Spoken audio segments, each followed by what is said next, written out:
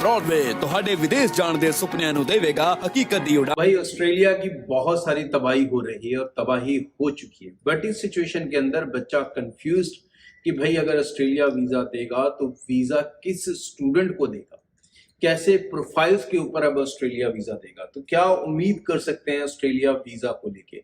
कहीं ना कहीं 2026 का फेब इनटेक तो ऑलमोस्ट बर्बाद जैसा हो गया, लेकिन इस बर्बादी में बहुत कुछ सीखने को मिला है।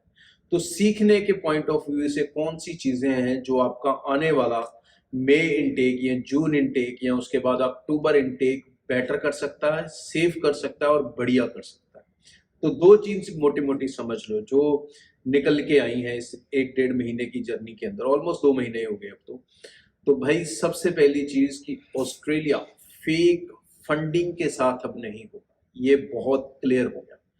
दूसरी चीज, प्रॉपर अगर पेरेंट्स ने अपनी इनकम को मेंटेन नहीं किया हुआ है, उनके डॉक्यूमेंटेशंस मेंटेन नहीं किए हुए हैं, तो भी नहीं होगा ऑस्ट्रेलिया। तो ऑस्ट्रेलिया बचा उनके लिए जिनके पास ना सिर्फ अच्छी एजुकेशन है, IELTS PT का स्कोर है, ईच सब्जेक्ट के स्कोर अच्छे हैं, बट उसके साथ साथ पेरेंट्स का भी प्रोफाइल उतना ही स्ट्रॉन्ग चाहिए।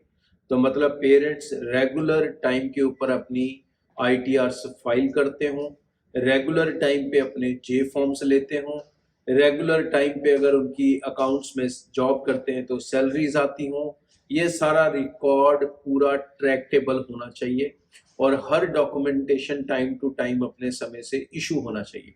फॉर एग्जाम्पल कई लोग कोशिश करते हैं कि ओके 3 साल की ऑस्ट्रेलिया को रिटर्न्स चाहिए तो अभी हम पिछले 3 साल की फाइल कर देते हैं, तो जो आप अभी फाइल करोगे पिछले 3 साल की वो एक्सेप्ट नहीं होगी। हर साल अपने समय से रिटर्न फाइल होनी चाहिए। तो जो पेरेंट्स हैं वो भी इस शो को ध्यान से कान खोल के सुन लें कि अगर कल को आपके बच्चे ऑस्ट्रेलिया नहीं जा पाएंगे तो उसका कारण सिर्फ उनकी एजुकेशन नहीं होगा, उसका कारण आपका अपने प्रोफाइल के ऊपर ध्यान ना देना भी होगा।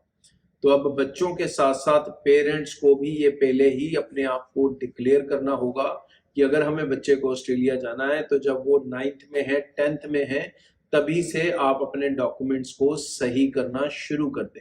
अगर आप ये सही जेन्युइन प्रोसेस नहीं करेंगे तो डेफिनेटली आपको दिक्कत रहेगी अपने बच्चे को एक अच्छी मंजिल पे पहुंचाने के लिए। और ये सिलसिला जो ऑस्ट्रेलिया ने शुरू कर दिया है, कोई बड़ी बात नहीं है कि इसको कल को कनाडा कॉपी करे या इस पैटर्न को कल को UK कॉपी करे या फिनलैंड या लाटविया कॉपी करे, क्योंकि हर कंट्री का इस समय प्राइमरी मोशन जो बना हुआ है एंटी इमिग्रेशन है, आप सब जानते हैं। तो उसके अंदर वो सिर्फ चाहते हैं कि फिल्टर्ड और अच्छे स्टूडेंट्स को ही लाएं, हम भीड़ ना लेके आए। तो भीड़ जाना चाहती है तो भीड़ को अब समझना पड़ेगा और अपना होमवर्क पहले से करना होगा।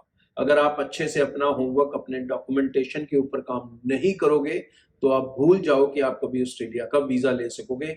डजंट मैटर आपके IELTS में 7 बैंड हैं या 8 बैंड हैं या ग्रेजुएशन 90% के साथ की है या +2 95% के साथ की है। अगर फाइनेंशियली डॉक्यूमेंटेशन स्ट्रॉन्ग नहीं है तो एकेडमिकली सिर्फ स्ट्रॉन्ग होने से ऑस्ट्रेलिया वीजा नहीं मिलेगा। तो भाई अपने प्रोफाइल्स के ऊपर बेहतर काम करना आज से शुरू कर दें। पेरेंट्स खासकर इस चीज को ध्यान दें, नहीं तो आने वाले जो बच्चे हैं, जो फ्यूचर में जाने वाले बच्चे हैं, उनके लिए बहुत सारी दिक्कत खड़ी हो सकती है। Thank you. ब्रॉडवे ਤੁਹਾਡੇ विदेश जाने ਦੇ ਸੁਪਨਿਆਂ ਨੂੰ ਦੇਵੇਗਾ हकीकत ਦੀ उड़ान।